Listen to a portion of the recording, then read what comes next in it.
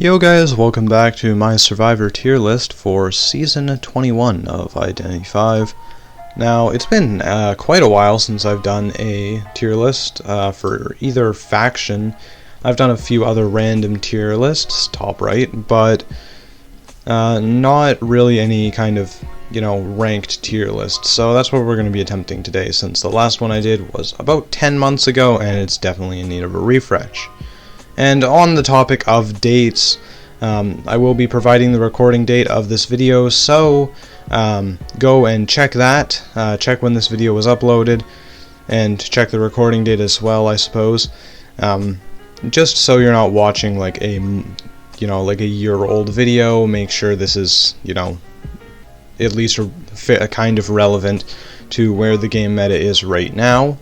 And also, I am speaking from, or creating these tiers from, basically, an NAU perspective, which means that if something's like really good in a different server, it has a really good strategy around it, I might not know of that because it isn't used or implemented in NAU, because that's the only server that I play in / watch gameplay from. Also, I have done my best to improve significantly this tier list from the previous tier lists that I have made, so I will be providing timestamps to every character that I talk about, every survivor, in the description, and along with the full list. So if you're too lazy to watch a video, you can go there, or if you want a little bit more information on why I placed a character where I did, you can skip to that part of the video, or if you're just interested in certain characters. Also, I've tried to do criteria for every tier. I was kind of successful. There were some exceptions to the rule, but for the most part I tried to fit all the characters into some criteria for the tiers. So hopefully that went over well. That was some advice that I previously got on my last tier list that I made. And on the topic of comments, please just try to be respectful with the comments. Usually when I make a tier list, I always have to say this, because a lot of times people will say your opinion is trash or your tier list is trash and then dip immediately. Please don't do that. If you think one of my rankings is not correct, like for example maybe Postman I put in like, I don't know, S tier, and you're like, no, he's so bad, then put a couple of reasons and we can help make this tier list better for everybody. On that note as well, there will be a pinned comment with some random information and any corrections that I want to make with the tiers, providing other people's feedback, so check that as well. Lastly, I do want to plug my Discord bot that you can also download in the description. That will be the first link there.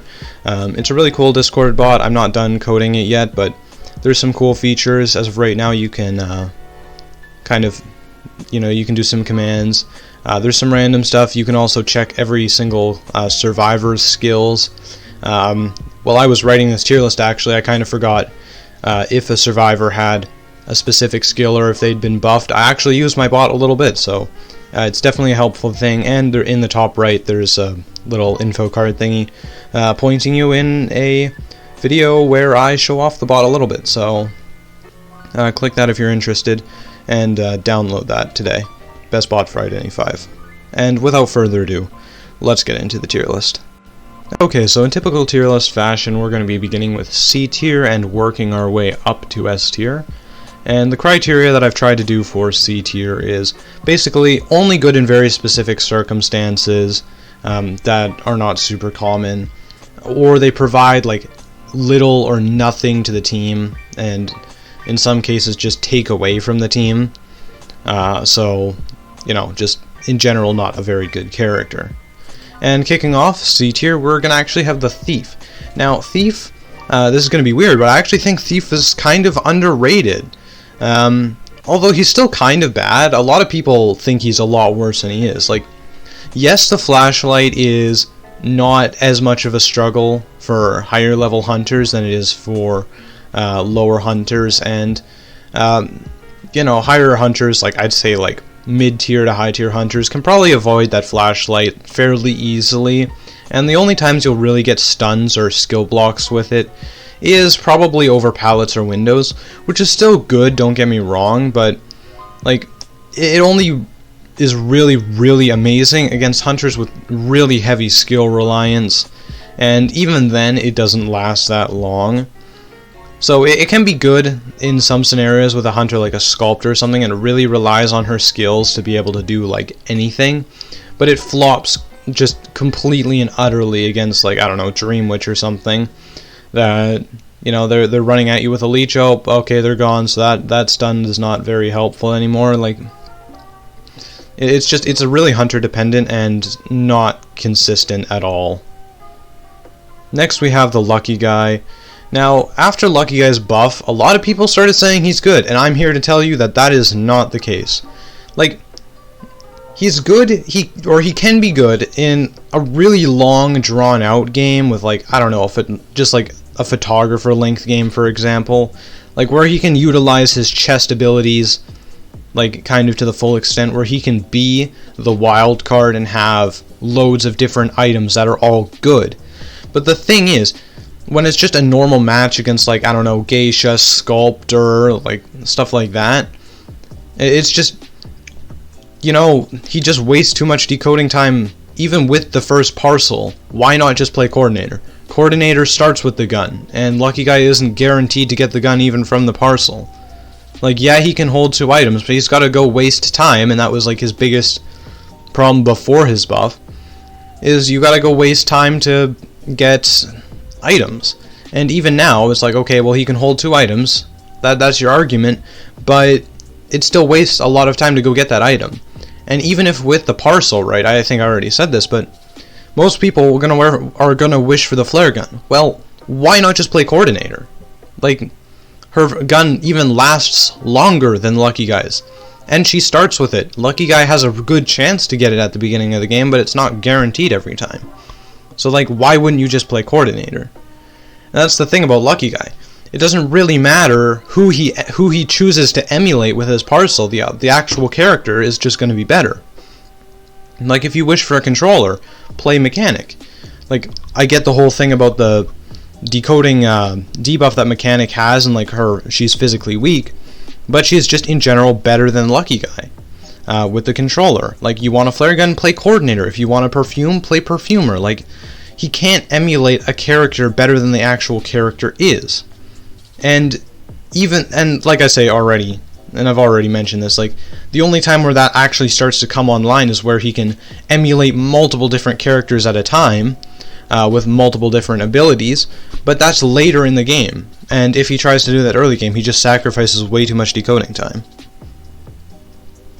Next we have the Lawyer, and, like, he can see hunter spawns, which is nice, but, like, when you're playing with a duo, right, or, like, even a 4-stack, you probably already know the spawn, or at least have a good idea of it, if you're communicating with your teammate, like, on voice or something. And, like, his only other skill than that is to block terror shocks, which is, like, that is so situational. Like, that might help you out 1 in every 10 games or something, but otherwise, that's just a really useless ability. Like, it might as well just not have it, because it comes into use just so infrequently. I mean, the only really good thing he can do is kind of see the hunter through walls, and, like, stop them from red light tricking and whatnot. But I mean, why not just play Mind's Eye at that point, because she can also do that, and she has a bigger decoding buff. Like, Lawyer's decoding buff is okay, but it's nothing compared to other decoders that can just do his job a lot better.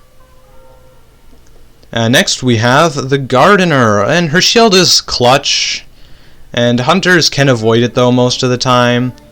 And also the chair breaking, it's game changing when it works, but, like, it's so inconsistent. Like, it almost never actually works. Like, if you can get good chair breaking, or a Gardener that's really insanely overpowered good at it, like, it can absolutely turn a loss into a win. But it almost never actually happens, and there's usually just another chair that the hunter can even go to at that point, so it's like, okay, why did you even bother? And then a lot of gardeners just swapping out their item early game, like, okay, why are you even playing gardener then? Like, just leave the badge for someone else. She just doesn't have enough, per se. Next in C tier, we have the Prisoner, and oh my god, dude, this character is so fucking overrated. Prisoner really is a character that I hate, because Lawyer is better, guys. Lawyer is probably a better decoder. Like, Prisoner only really boosts decoding speed a little bit. Like, he doesn't boost it nearly as much as you would like to think he does. Like, and he can boost it a lot, but again, that's really, really situational. It really almost never happens where he actually gets or he's able to really change the game with his decoding boost, which is still not that much. Like, even if you play him properly, his decoding boost is not that much. Like, even if you play him optimally, rather, it's still not a lot. His big thing is, like, he's a decoder, but he can kite. Well, then why don't you just play, like, I don't know, Acrobat or something, that they don't really have a decoding buff or debuff, and they decode more or less the same speed as Prisoner. They decode about as good as he can, and they just have way better kiting, so it's just completely just garbage to use a Prisoner. Like, he has one stun and then an electrical field, which the electrical field is just like maybe a couple of seconds of extra time because a hunter usually just breaks it right away. And the stun is almost never useful, and a lot of prisoners use it to stun out of balloons for some reason. Like, it's just the trade-off to play Prisoner a lot of like 99% of the time just is not worth it, and you end up throwing the game almost every time. Weeping Clown is the last character we have in C tier, and what do I even have to say? Like, why would you play this character? His rocket is so fucking slow. It's so easy to snipe him off it with pretty much any hunter that can. Even hunters that can't throw like abilities can hit him off the rocket, and it just really isn't that good in general. Even the stun that the rocket can provide sometimes is like, okay, well, why not play coordinator? Why not play forward? It's like, okay, you can do that, but there's just other characters that do that in a different league. Like, you have to aim it properly. Like, the hunter can see it coming so easily as well. There's so many characters that can do what Weeping Clown does so much better and so much more optimally that Weeping Clown he isn't good. He isn't good at all. Alright, so next up we're going to have the B tier, which is basically some characters. The characters in B tier, basically, they lack basic, or not basic, but just some essentials to do their job, whether that be kiting or rescuing or whatever, optimally. So something like, you know, they can't do it to the ability that it takes to consistently win, if that makes sense. Or they basically are okay against some characters, or they're like pretty good / hard counter some characters, but otherwise they're just not really that good against the meta, you know, against the normal characters you'll play against. The criteria for this one, it doesn't make that much sense. Maybe it just makes sense to me, I'm not sure. Hopefully I was able to explain it though. First up we have the Doctor, and like I say, Doctor is only really good against characters like Mad Eyes or Photographer, like stuff like that.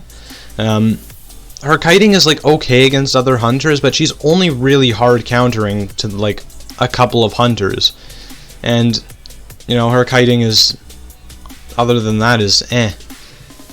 And you know, there's just survivors that do it so much better than she can. Like, why not just play Barmaid or something if you're gonna play Doctor? I mean, Doctor is kind of the same level as Barmaid, but you know what I mean, right? And it's just Doctor she just lacks the abilities to kite, you know, as good as a lot of other characters, and she can only really hard counter a couple of characters, and that's the only reason she'd ever get picked. Next in B tier, and this pains me, but we have Explorer. who, honestly, I think he's actually really underrated for the potential time waste he can cause hunters in the early game. And his pages are kind of clutch, but when they do work, they work quite well. The thing is, if you get found as Explorer, and this is what makes him slightly inconsistent, even really good Explorers, you still sometimes get found, and it's basically GG at that point. It's like, it's not exactly like kiting with Mind's Eye, but it's kiting without being able to do anything. Plus you give away a free hit because you were hiding. And that's the downside of hiding in this game, is if you get found, you give away a free hit. It's a big trade-off. When Explorer works, he works really well, but he doesn't work all the time, and he's super inconsistent. Plus, he can't really come back from behind. If your team is losing, you're going down with his ship. There's not a lot you can do as an Explorer, and that's one of the most annoying things about him. Next in B tier, we're going to have the Dancer, which the decoding, speed boost, and support potential of the music boxes is pretty undervalued, I think, actually. The problem is they're countered by a lot of abilities, like you're putting down a music box, violin is string. You're putting down a music box, guard 26 bomb. You're putting down a music box, the sculptor statues. You're putting down a music box, leech follower everywhere. Like, there's just so many abilities that kind of counteract her being able to put the music boxes down. Even if she puts it under a pallet, right, they can still snipe at you with other abilities whilst breaking it. And she only has 3, so the amount of music boxes she has is not that much, but she can be good against some hunters that, you know, will struggle a little bit with sniping abilities, like, I don't know, stuff like Hellhammer, Gamekeeper, stuff like that, where she can just, like, tight loop the same area. They basically are forced to break her boxes. She can get a pallet stun or transition, whatever she wants to do. Like, that's where Dancer really shines. And on some maps, like, potentially, like, Center Triple in Arms Factory, stuff like that. But she's just she's just quite clutch, to be honest. Next, we have the Wildling. And, dude, he would be higher, but his decoding debuff, man, is so painful to deal with. Like, for everyone. It's the ciphers don't get done with a Wildling. It feels like you're decoding twice as much because he isn't. And the thing is, that would be okay if he was, like, the best. If he could, like, prolong your teammate's kite for, like, 60 to 80 seconds. If he could prolong a kite that long, yeah, great. And he can on occasion. But there's just a lot of better support and harass that you can do. Like, if you play Enchantress or something, or forward, you can provide almost the exact same amount of harassing and support that you can with a Wildling, but without that absolutely glacial decoding speed. Like, if his decoding debuff wasn't a thing, he'd be really good, but it's so painful to deal with. It's so much. It's like minus 30%, I believe. Which, it's so hard to deal with that it puts him very far down into B tier. Next we have the Barmaid, who, like, it's kind of the same as Doctor. Hard counters a couple of hunters, but at the same time, it's just, dude, like, her kiting is not that great. With Flywheel Effect, she's quite a bit better. I think Flywheel Effect is really good on her, specifically, but it's just, man, she struggles with a lot of hunters, a lot of meta hunters like Chip that can cancel the Dolphin. It's like, bruh, it's a really tough meta for Barmaid, I think, is the number one thing, but she suffers from a lot of the same problems as I mentioned for Doctor. Next we have the Painter, who, like, his paintings are good, right? His paintings are good, but 2 just really isn't enough to put him in a higher tier. And plus the paintings take quite a bit of time, actually, to, like, paint the thing, or to, like, record the hunter's face and then paint. Like, it takes forever to actually be able to get that stun, where if you played like a magician or something, you still have the oh shit get out of jail card, kind of the same as Painter does with his painting, but you have 3 of them and there's no, like, incredibly long wind-up to being able to use the ability.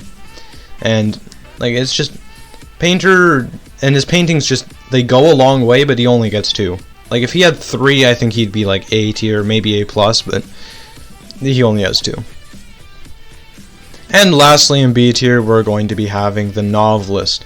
Now, the Novelist is okay when he's kiting. His book control thing can be, you know, it actually is pretty good if used as support, because the hunter is controlling you, not the person that you're running from, so you can make a lot of distance. But in terms of kiting, Nov is pretty shit, to be honest, because the hunter can just control you as well, so it's like, what's the point?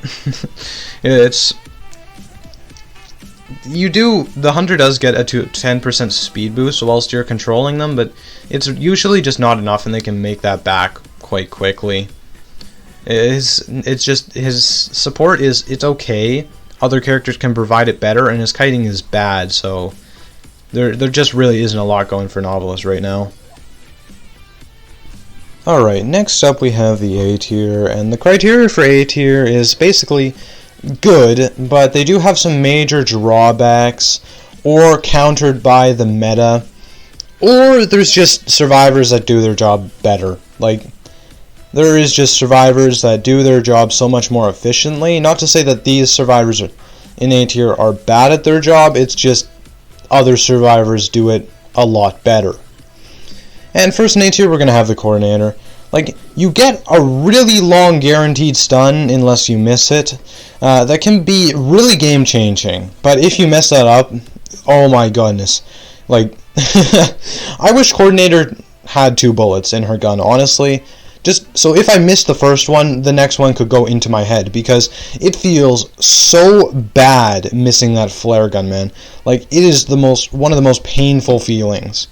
And she's basically useless after that's gone. Like, that's her only thing that she really has. And yeah, that if she misses that, it's a disaster. But it can change the game. If you hit that stun at the right time, it can change the game. And the other thing about her is she can sometimes force the hunter to trade excitement for blink, which that is insane when you think about it. Being able to deny that early down potentially with blink, especially if it's like breaking wheel or something, which obviously doesn't happen all that often, but you know, you can sometimes get that change, especially if there's like an Enchantress or some other harass on the team. Being able to deny that blink it can be crazy.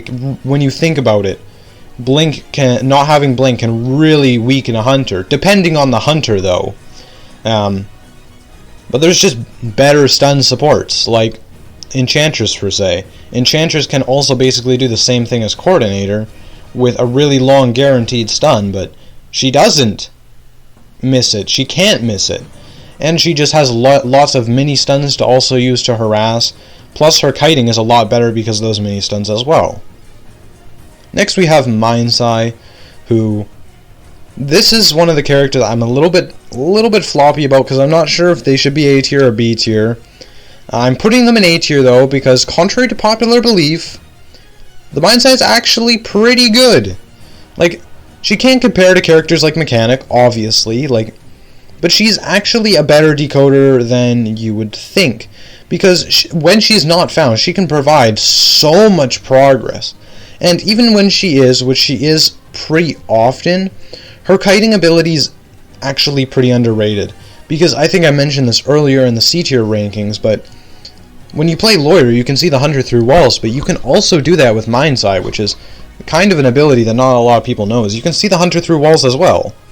And if you have kind of a mental map already of the map you're playing on, the blindness is not really an issue. It's basically like kiting with Mechanic as Mindsai, really. And you have that little bit of extra being able to see the hunter through walls. Now, granted, there are other characters that do her job better than she does, that can rush ciphers better than she can. And that's like one of the main things that a lot of people don't like about Mindsai. If you're found first, you're kiting for the tie, not the win. But I think if you're good at kiting with Mindsai, you can actually make it. You can stretch what she can do quite far. Again, it depends a little bit on map, but she is very undervalued. Next we have the Perfumer, which still a decent pick, but she has fallen a little bit just because hunters can gain presence from her. And with some hunters, like Guard 26 for example, that's not great. It's really, really not good. And there are other items, like other characters that have items that can take you just as far as Perfumer's perfumes can, but you don't have to feed the hunter. Magician being a good example of this. Now that he has 3 wands, he basically has Perfumer perfumes, but wands that don't feed presents and block doorways and can basically do Perfumer but better. Like, that's the thing with Perfumer. There's a bit of power creep in the game, and Perfumer is definitely a victim to it. Next we have Cowboy, who is honestly not a bad harasser. Just other characters do it better than him because their kiting is probably slightly better, and also they have rechargeable items. Like, you think about Enchantress again, Prospector, forward, well, not really forward, but forwards, football anyway, can last longer than Cowboy's lasso usually. Like, plus Cowboy has a pretty difficult skill window to hit the balloon rescues, and hunters can also dodge it. Unlike if you're like an Enchantress stun, Prospector stun or something, they can still dodge it, but it comes at a bit of a greater price, if you know what I mean. Like Cowboy, he just misses the lasso, and that's okay, now you can take them to the chair. You can still harass with other characters, and his lasso durability is just really low. And speaking of Prospector, Prospector is the next character we have, who is still a fairly good option for harassing, but once again, he just isn't as efficient as characters like, say, Enchantress again. Like, a lot of other characters, his items only stack up to 3, which is decent, but once again, you go through those magnets quickly, usually as Prospector, so 3 doesn't actually stretch as far as you might think it would. And it requires a lot more effort, and like, just has a lower chance to work in general. Like, the hunter can see it coming just kind of more clearly than they might be able to see like a forward footballing out from behind a wall or something. It's just a lot more obvious when Prospector is trying to harass. He's still not bad at it, it's just other characters do it better. Same thing as Cowboy. Next in A tier we have Acrobat. Now, I'm not sure if I want to put Acrobat in A+ or A, but I decided to put him in A just because the nerfs, I think, took enough out of him, and I don't think he was quite S. Actually, I think he was S tier before. I'm going off of that off the top of my head, by the way, but I just don't think he's quite A+ anymore after the bomb effect nerf. But however way you still put it, though, he still does get rewarded for decoding and kiting and rescuing. He gets rewarded for whatever he does with extra bombs. And the distance you can gain from the bombs, regardless of the effects, is still really good. And that's just the main reason Acrobat is so good, is he can gain so much distance with the bombs. But I don't think he's quite A+ tier, but if you think he's A+ tier, honestly, I wouldn't blame you. That's one I really don't know. Next we have First Officer, who is, again, just not a bad rescuer, but his items are honestly better for kiting, other than you have like a Mercenary whose elbow pads, yeah, they can be good for kiting, but they can also be really crazy for getting to a chair in time and whatnot. Mercenary is basically the perfect rescue character, but First Officer, yeah, the tie turner that he gets on his Poseidon watches is alright. It can save your ass like this every now and again, but it's just not always that useful. Plus, no hunter's gonna chase you early game, so like, you know, the kiting potential is not really ever there. And his rescuing just isn't as good as characters like Mercenary, Gravekeeper. Like, they can just do it better than he can. Next up we have Batter. And honestly, the only reason Batter isn't A+ is he just has such a small window to hit a balloon rescue. And his balls can, depending on the situation, his balls can really be taken out of the game quickly. And the hunters also can dodge his balls when he's kiting, which makes it a little bit more difficult, as opposed to, once again, Enchantress or something that can just target stun the hunter. Next we have the Toy Merchant, which actually I think Toy Merchant's support is very underrated. Like, for the time it takes you to just put a catapult down, you can gain an enormous amount of extra kiting time. Like, you really can change a game with one good catapult, but the thing is there's not always a lot of good catapult spots on maps, and making her kind of inconsistent and map dependent. But she is still a good all-around character. I think that one thing is really bad about her. Her kiting is also map dependent as well. Like if you play her on something like Moonlit, she's alright. If you play her on like Hospital, she's actually quite good. And it varies. Her viability varies so much per map. It's really difficult to put her in a tier. Next we have Little Girl, and I know what you're thinking. I feel the same way. I hate playing with Little Girl. I hate when randoms play this character so much. But we all have to admit that she actually isn't a bad character. Yeah, a lot of people might use her, like they have about 5 collective brain cells, but if you can put down the memory shards in an intelligent fashion, then she can actually gain a huge amount of distance and really prolong a kiting session. Her teleport and sync abilities they're alright. They're kind of circumstantial, but when they do work, they work quite well. They're really good if they do work in the way that you want them to work. If you're using them frivolously, they're probably not going to have that big of an effect. But if you use them at the crucial moments, they can actually be insane. Lastly, in A tier, we have the Embalmer. And the Embalmer is weird, because he can save the coffin, he can save the game with the coffin, rather, every now and again. But his abilities, they're shit. They are so bad against hunters like Wu Chang, if the hunter brings teleport. Like, there's so much stuff the hunters can do to counter Embalmer, that his coffin, it's not dependent on map, but it's still dependent on hunter, basically, what the hunters chooses. And that can sometimes just completely take Embalmer, any form of Embalmer support, just out of the game. And he's a character with a decoding debuff now, which is just awesome to have on your team. And that's the thing about Embalmer, like, he's inconsistent. Or just not as consistent as other characters in A tier, just other characters can provide more than he can. Like, he can game change. His coffin is game changing if it goes off, like, without a hitch, but when it doesn't, it's just, he's just a gunless coordinator. There's not really a lot he can do. Alright, now segueing very cleanly into the A+ tier, and these are characters that they're very good, but they're not the best. They might have some drawbacks or some tough meta matchups, but in general, these are the characters that you want to play. They're really, really good, but they're not the best character. And first in A+ tier, we're gonna have Magician. Dude, that wand buff is, I don't know what they were thinking. What the developers were thinking there, that's beyond me. But dude, getting 3 get out of jail free cards for Magician is insane. He is actually so good, especially if you're playing him in solo queue.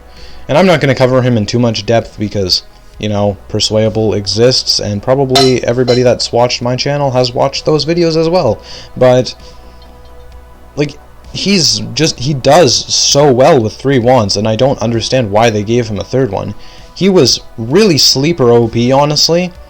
Or not sleeper OP, but he was really good. Not a lot of people played him. Like, he wasn't OP, but he was good before with 2 wands, and now he's just bananas.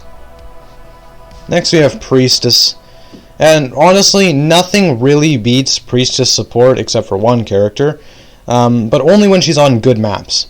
And that's the thing, just not as consistent as the character in S tier.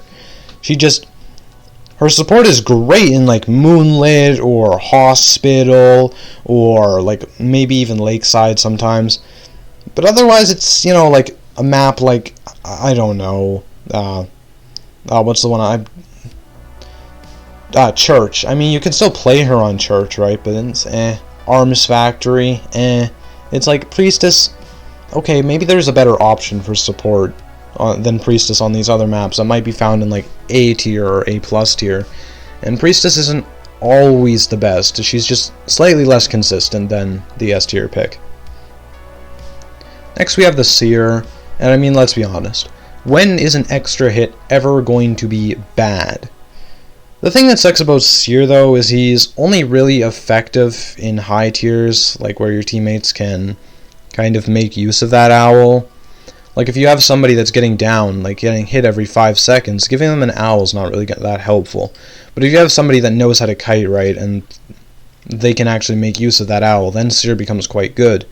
But even still, he's just, his support, it's an extra hit, it's good, but you know, it's not S tier anymore. Especially with the rise of like chip hunters and stuff like Sculptor, Guard 26, and stuff like that. Bruh, like what are you gonna do? Next we have Enchantress, and actually I think a lot of people are starting to realize how much Enchantress is actually able to provide in terms of harassing and support, like without too much of a downside as well. Like she's not quite S tier because Forward exists, who's just the best harasser and supporter, really, however way you spin it. But she's actually a lot more versatile and can be better than him in some team comps. Forward is better in the majority of them, but Enchantress can actually provide more sometimes. And Enchantress can definitely be more clutch in a longer match. Next we have Gravekeeper, who is really good, and he hard counters Breaking Wheel, which is also really nice because Breaking Wheel is ridiculous, but he'll never be better than Mercenary. Like, let's just say it. Mercenary is just the perfect rescue character, and they can't make anybody better than Mercenary without it being completely unbalanced. Next we have Entomologist, who is a really good option, but you know, when she's providing support, she isn't really decoding, which it is still usually worth the trade-off, but sometimes it can be annoying and why she's not the S tier support pick. Like even something like Priestess, right? She can put down her portals and then she can go decode, but Entomologist usually spends a lot of time on those bees trying to send some support out, so that's like kind of her little bit of a downside. And lastly, in A+ tier, we have Psychologist. And she can change the game, but struggles a bit if she's found first. Like that Wi-Fi heal, it's so good. The whistle can can heal up like a Mercenary something to go for a second save. That is absolutely amazing in pretty much any circumstance you put it in. It's just, she's struggling so much found first. Yeah, she has 3 hits, but after she's chaired, like, Psychologist has nothing.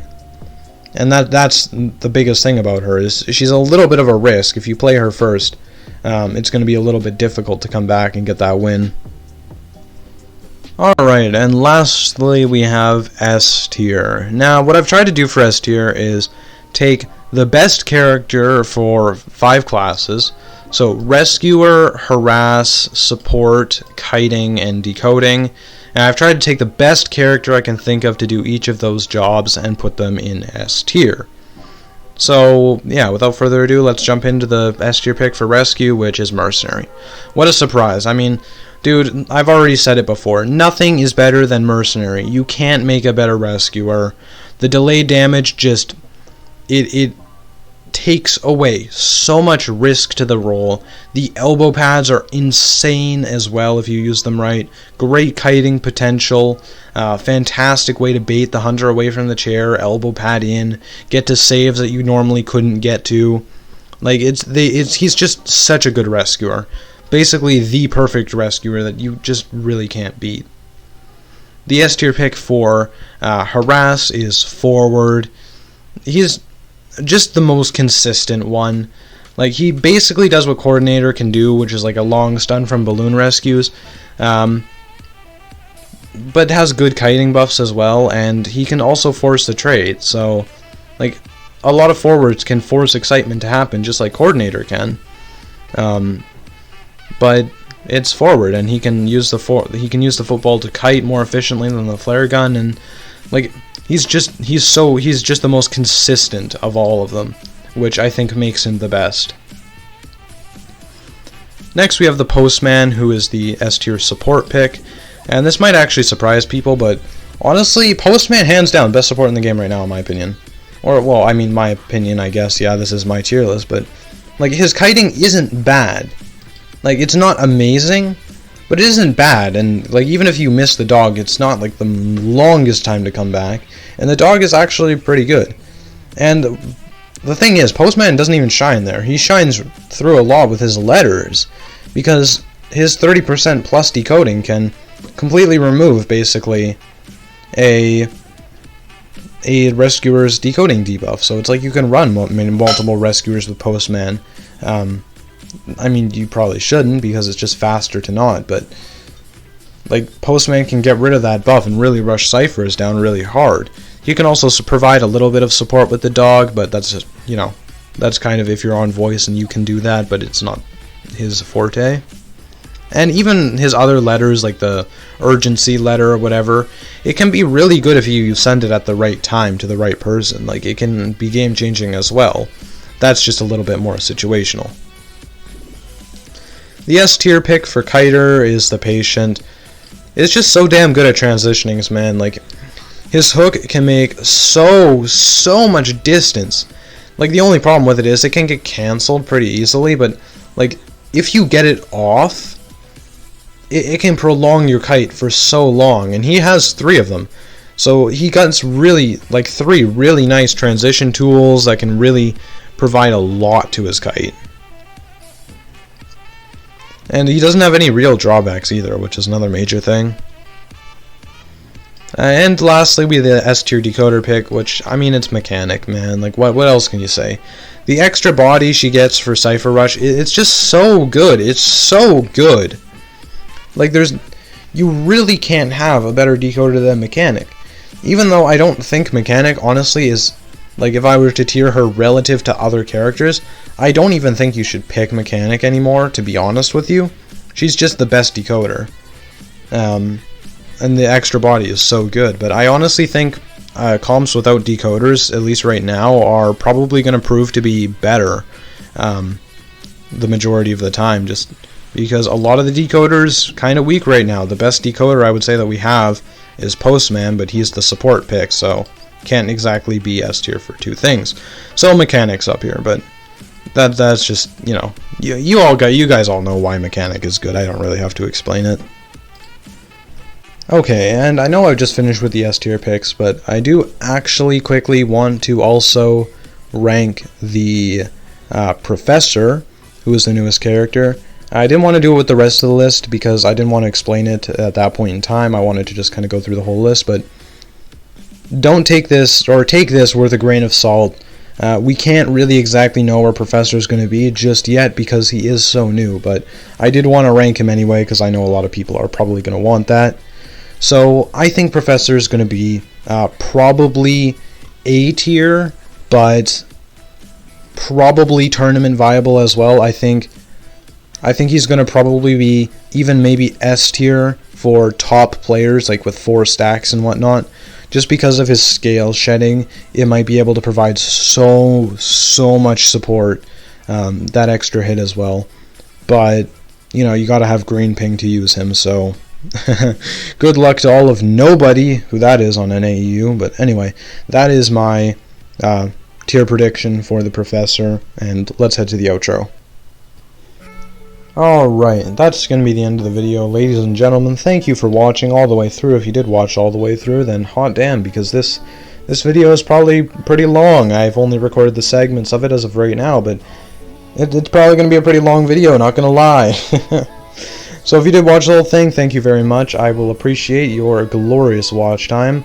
And if you have here, there's probably a good chance you'll enjoy other videos by me, so go ahead and click that subscribe button, because I do actually upload, or try to upload, a fair amount of videos.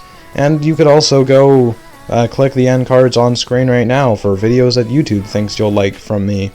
Which, I mean, if YouTube thinks you'll like them, and I think you'll like them, you're gonna like them. But yeah, thank you nonetheless. Don't forget to download my Discord bot. It's really helpful. I kind of hate shilling it as much as I do, but I do think it's actually a really helpful bot that a lot of people could get some genuine use out of, so that's the thing that exists. And I guess see you guys in the next video. Peace.